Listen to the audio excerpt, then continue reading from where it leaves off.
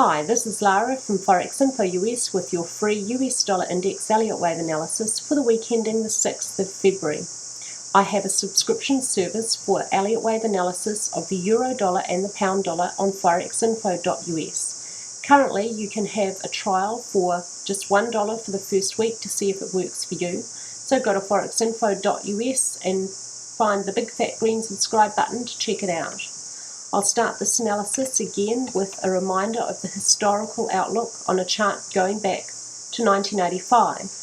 We had a 5-wave down impulse, followed by an expanded flat correction, a 3 for A, a 3 for B, which ended lower than the start of A. We now expect to see a 5-wave up impulse for C.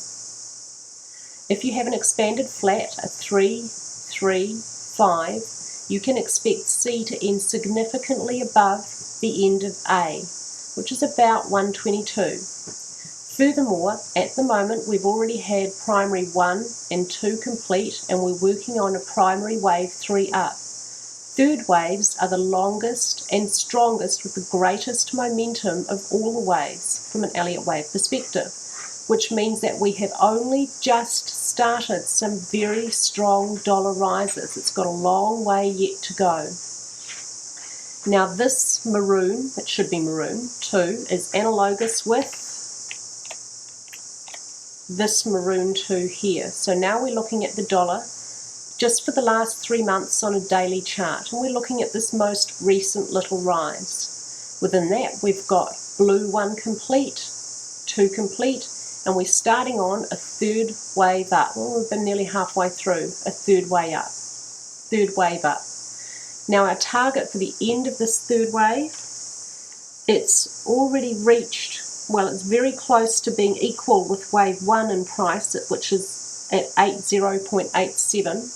So it's just almost there. Now that is an unlikely target considering the unfolding structure, especially the last 3 days. This piece of movement here looks like a third within a third, which means that we're probably only about halfway or so through. So the next likely target will see wave 3 blue being 1.618, the length of wave 1, which will take us up in the short term to 83.5, and we may get there at the end of next week.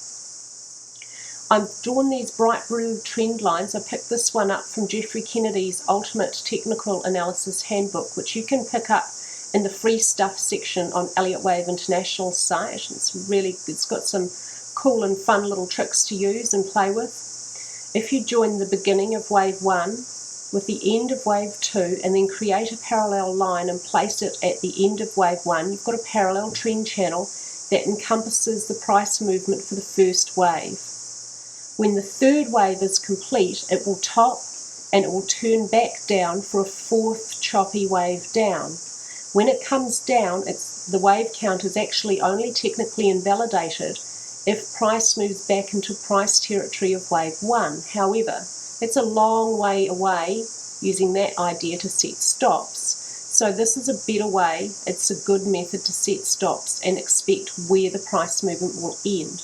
The upper line of this parallel trend channel we've created could be a good level of resistance for downwards movement when we have that choppy fourth wave that's coming up, maybe the end of next week. So I'm going to take you to an hourly price chart next, where this pink 2 is analogous with this pink 2. So now we're looking at an hourly chart just for the last 10 days.